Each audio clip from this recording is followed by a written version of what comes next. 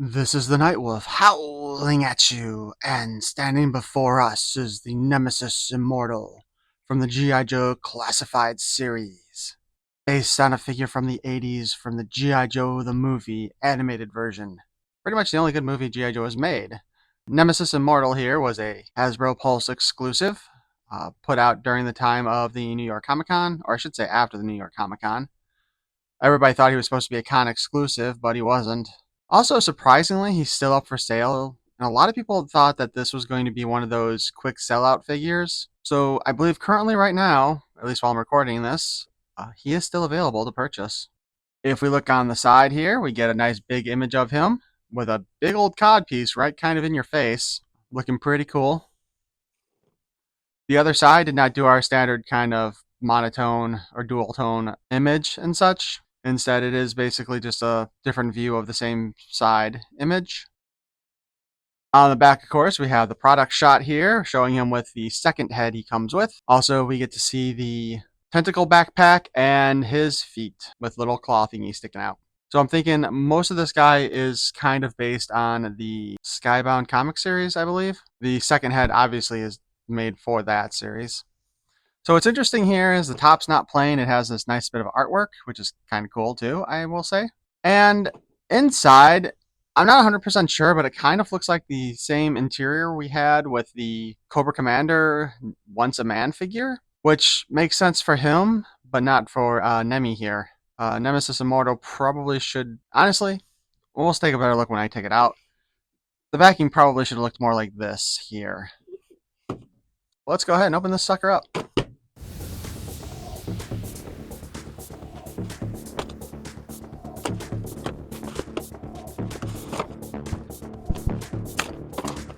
It does appear that my assessment was correct, and this does kind of look like the interior from the Cobra Commander figure, which again doesn't make a whole lot of sense since Cobra Commander was stuck in that prison cell of a clamshell.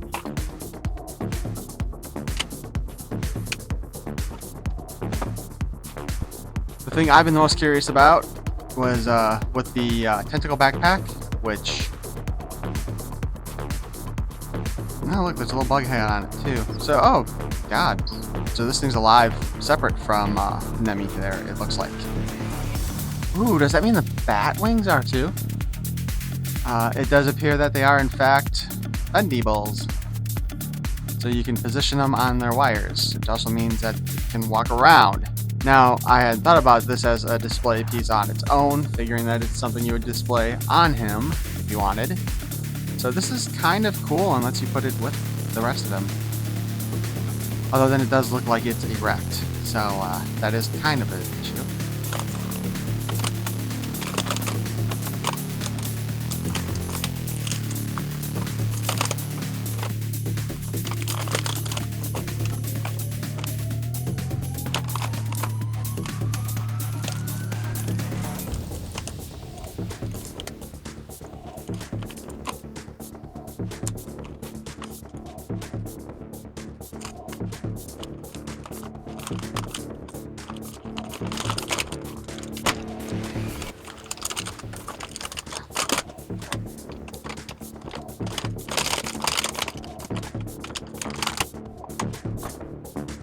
For the record, I just want to say how much I absolutely hated how they packaged him in there.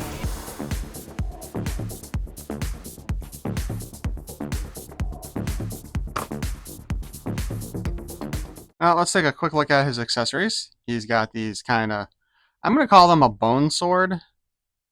They also look a bit veiny. On the other side of it is a little claw thing too, so that's, honestly, that seems like it's probably a pretty wicked weapon for him. He's got two of those.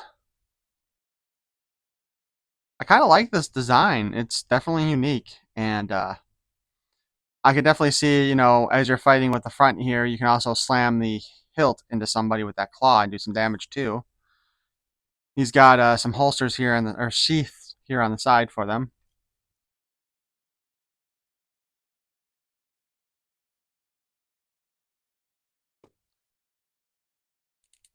Oh man.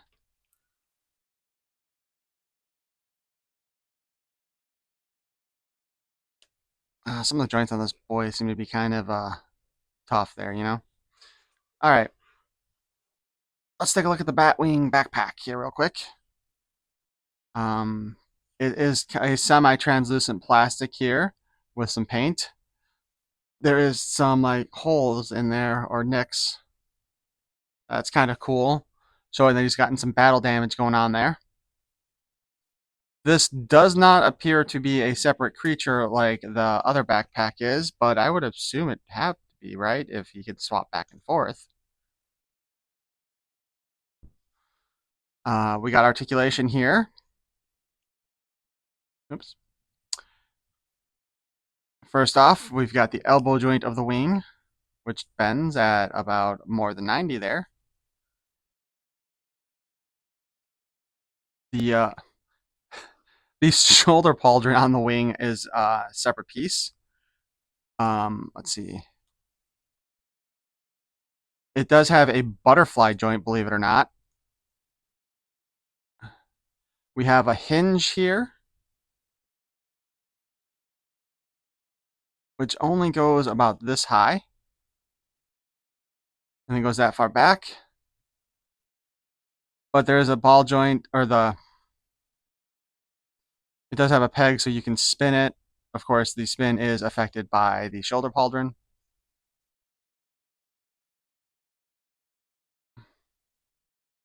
So I'm going to kind of assume that the furthest out that you're kind of expected to put his wings are about like that.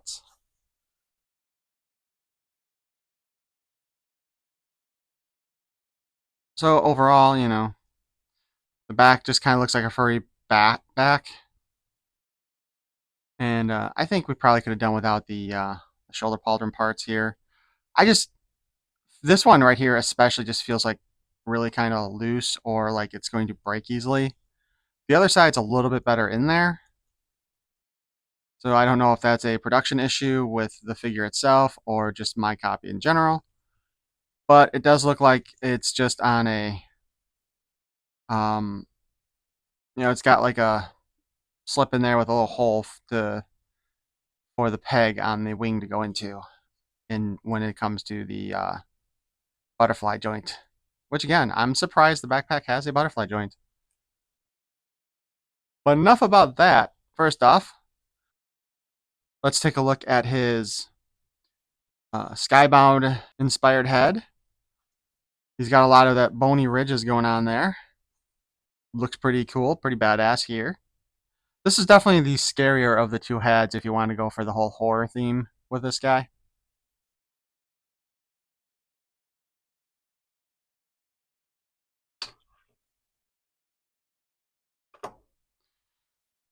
His other head is pretty plain. No extra detailing around it, just the hooded look to it. I am surprised though to see that the neck ball joint is actually just the same color as the skin tone. And while we're looking at this, there is a little bit of give at the neck. We kind of wiggle it around a bit, so there's probably a ball down at the bottom. But like a lot of the more recent figures, we're not getting as much give as we did with some of the previous ones. So I might have to stop making my chicken neck joke at this rate. I also find it kind of interesting that the way they have the body painted here, this kind of reminds me of a face, this area here. The two eyes, the nose, or the mouth maybe. The paint job looks excellent. And this guy is pretty beefy. We will have to compare him to Sergeant Slaughter later. Articulation-wise, obviously there was the ball joint in the head, and we already talked about the neck. He does have a butterfly joint here, which pretty good range actually when you get right down to it. Like his bat wings, the shoulder pauldrons are attached through that peg that holds the arm into the joint. However, we can raise the arm up yay far, down yay far. So standard kind of hinge there. Spin it around. Obviously, the sword is kind of getting in the way, but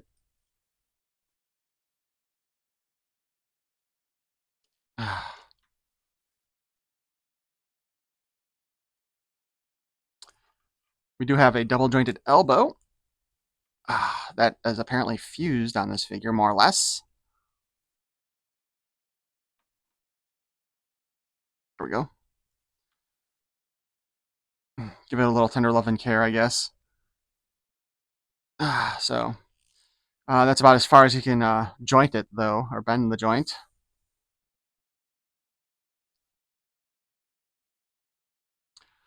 Now he's got his little black razors, which I believe in the cartoon series he actually extends out. They're shorter to start with, and then he kind of extends them out. Not that those are neither jointed or extendable. Wrist has a swivel and the up and down hinge that traditional G.I. Joe figures have. Obviously, his hands are new sculpt too, with like the claw-like texture. I don't imagine there's really any reuse going to happen with the parts on this guy, so this is like 100% new figure, which is also probably why he was 45 instead of the standard 34 for deluxe. We do have a boob cut, and it actually moves surprisingly well. We do have the waist ball joint here, so he can spin and wiggle. Drop down hips for added movement. We can kick up that far. We can kick almost no back here, honestly. And I'm going to take the swords out real quick. And we can get that kind of a high kick going on there for when he fights the Sarge.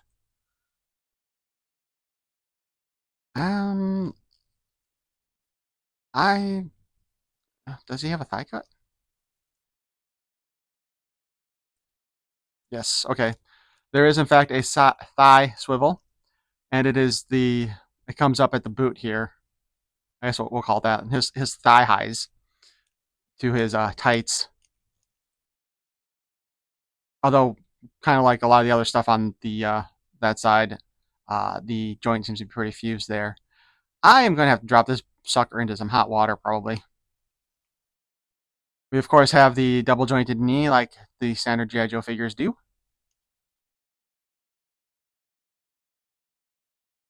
He does not, however, have a boot cut.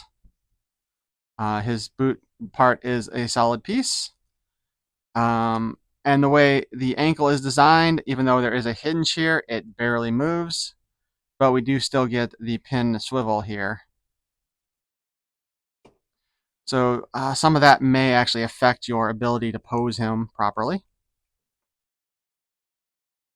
Let's go ahead and swap out the heads just for the heck of it right now. Maybe. Now, if you might remember, he was also called Nemesis Enforcer in the original cartoon series and figure. And I'm just kind of assuming that they had to change that because they lost their trademark on it and somebody else snagged it up. Now, if we go ahead and we put his little tentacles on his back, which that actually fits in really well, probably because I used a solid plastic to go over the peg for the rubber. So it's a hard peg, which we don't usually get with a lot of the G.I. Joe backpacks. So this is how it looks on his back. We can also move the tentacles around, as mentioned before. I've actually ordered 2 of these, so I will have...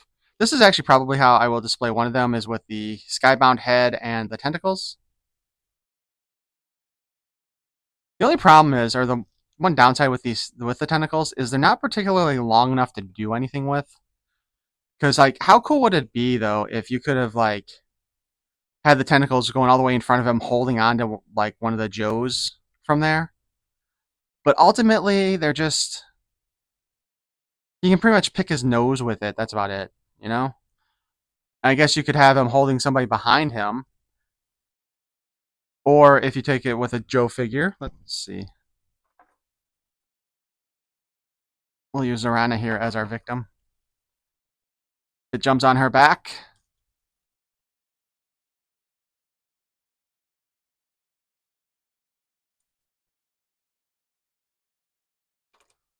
And boom. Captured, I guess? Oh shit, her entire arm fell off. That was the one problem with like those Zorana figures, is this arm always falls off.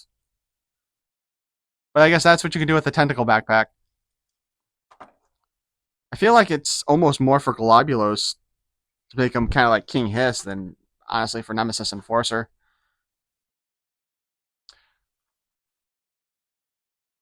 But the part that you've probably all been waiting for, I'm going to swap heads for this again. The bat wings. And again, this has a solid peg and not a rubbery peg like so many other G.I. Joe figures do.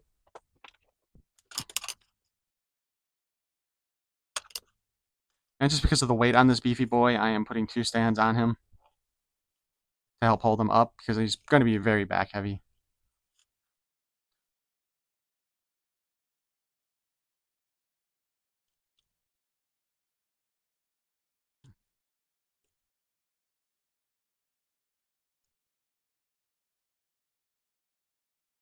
It is a lot harder to position the wings to look cool than it seems like it should.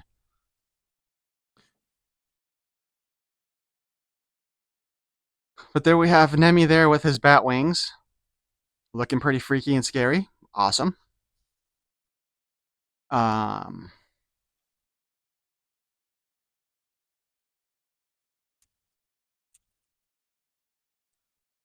I wonder if it's...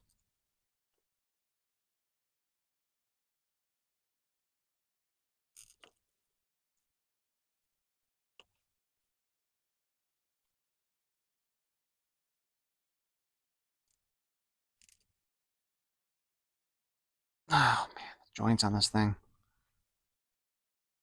The joints are so stiff on this figure. It's kind of ridiculous. I think the swords are supposed to go in the hands like this direction. But I kind of feel like...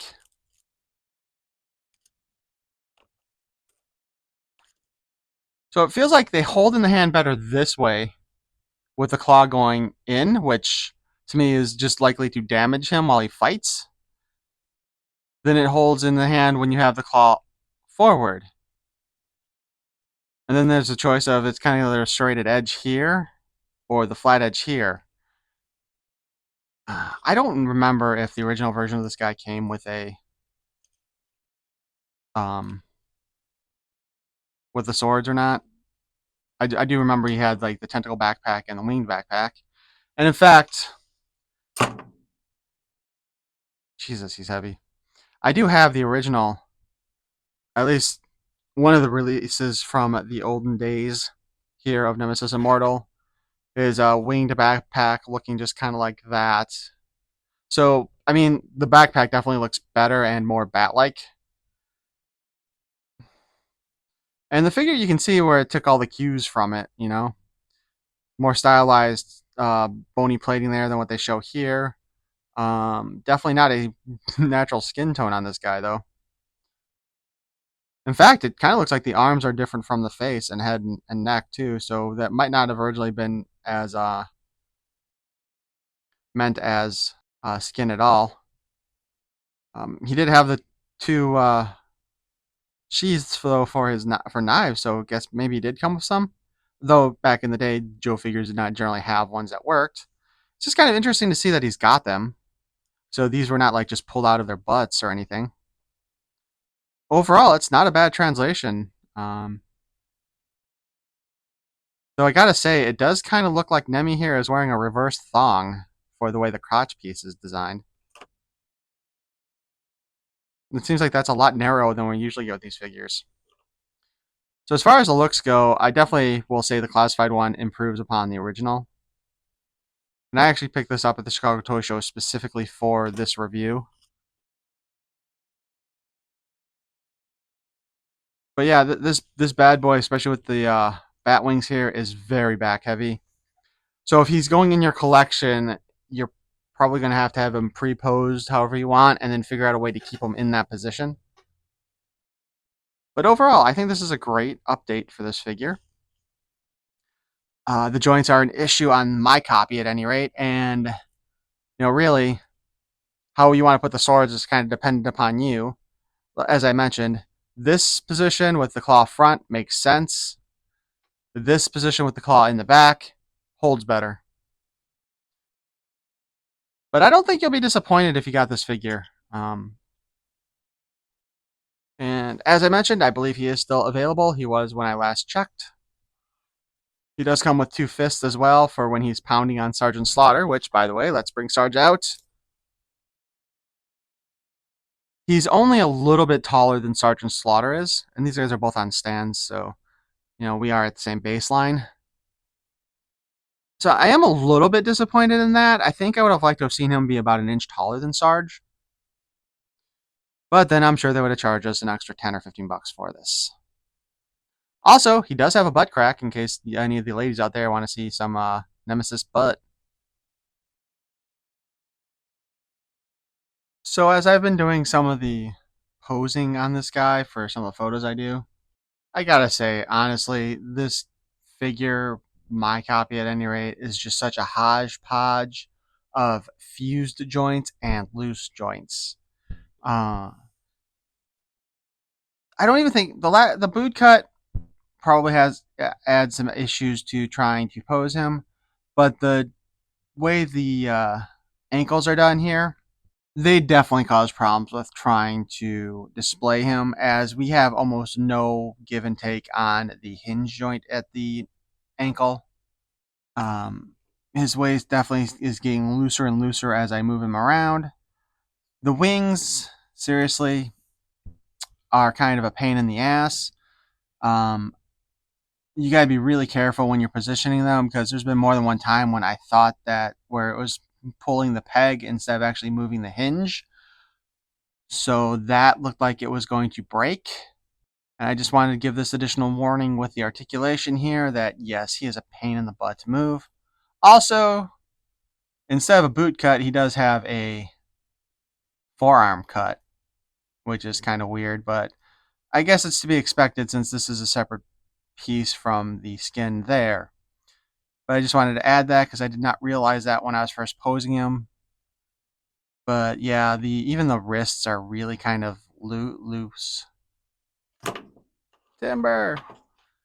So yeah, that's just some additional information here on the jointing. The tentacles, too short. Would be cool if they were longer. I know it is basically probably in proportion to the original toy. Bat wings, really heavy, makes him lean backwards. And even now, it kind of looks like he's, even on the peg stands the way he is, it looks like he's still going to fall over at some point. So you're probably going to have him either in the back of your display against like the back of the case, or leaning against another figure. Maybe you'll need you might need to actually have a stand that holds him up and not just the peg stands, if you're using the display with the wings, which I'm going to assume, honestly, most people are going to be doing that. The wings themselves, pretty cool looking. If we really want, we can swap them out with other figures.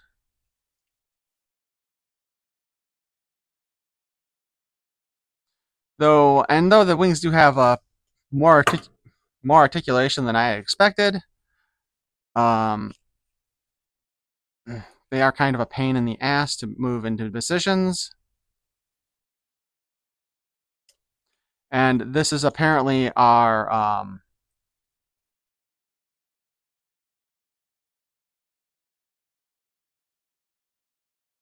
this positioning is apparently at our relaxed stage with those wings. So while that does kind of resemble this a little bit better, I think it would have been kind of nice if the wings could have folded in a little bit further, but that would have needed a double joint at the elbow part on those.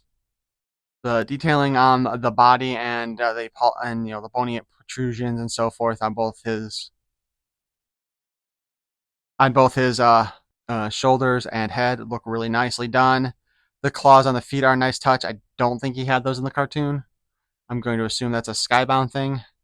And yeah, he's going to be a good character for you to have in the background. And even if you're not a big fan of the Cobra-La storyline, with all the weird experiments that G.I. Joe do, you're good with him. We also have the file card from the 80s. What's interesting also to note, and I'll pop it up here in a moment too, is that the Hasbro G.I. Joe team has actually put out a file card for Nemesis Enforcer on their social media. I sniped it off of Facebook. It has the same information as the old Joe card, with the one exception being, of course, that the name is different. But anyway, let's go with our old-fashioned one, the Nemesis Enforcer Cobra-La team.